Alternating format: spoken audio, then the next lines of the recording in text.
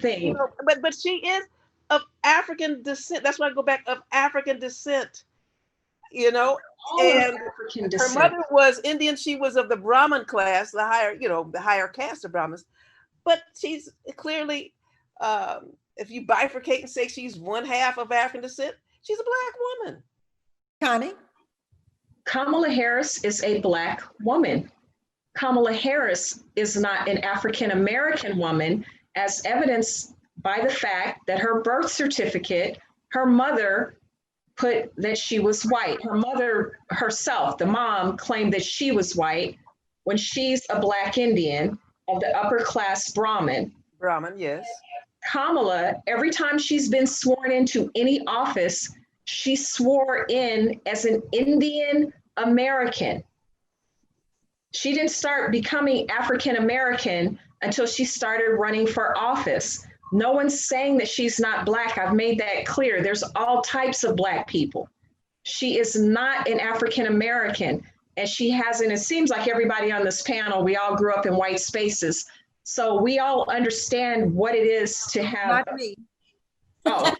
Well, you're not on the panel. You're the host. Oh, okay.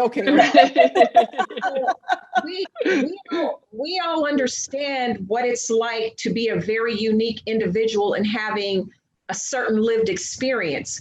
So what ADOS is saying is Kamala is very suspect because she keeps identifying as other until it benefits her. And what we're seeing quite often, there's a video, if you Google it, when Kamala was asked, why do you advocate for specifically for every other group? What are you going to do for Black people? She got real black. She wagged her head. She said, let me tell you something. I'm not doing anything specifically for Black people. Google it if you don't believe me. And that type of thinking is where ADOS is having a problem. This is lived experience. Please give me about 30 more seconds. This is very important to our movement. What's been happening is ADOS has always had a Pan-African mindset. We've always been happy for everyone with Black skin.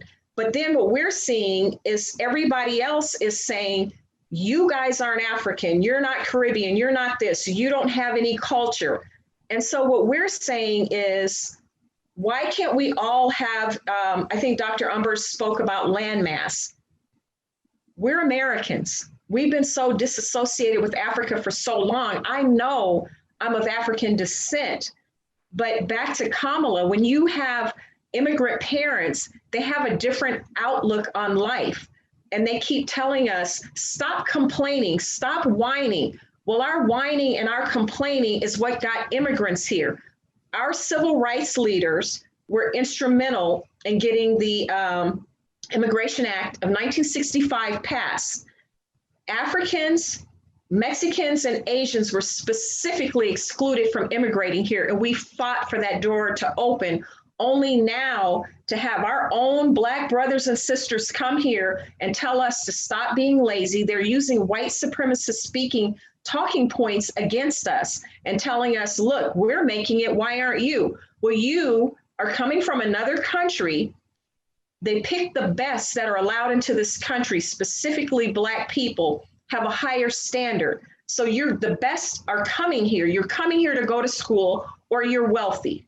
So understood, Connie. We take that. I gave you your 30. I gave you a little over your 30. But I do want to talk about you saying Kamala is suspect in her Blackness. You say she's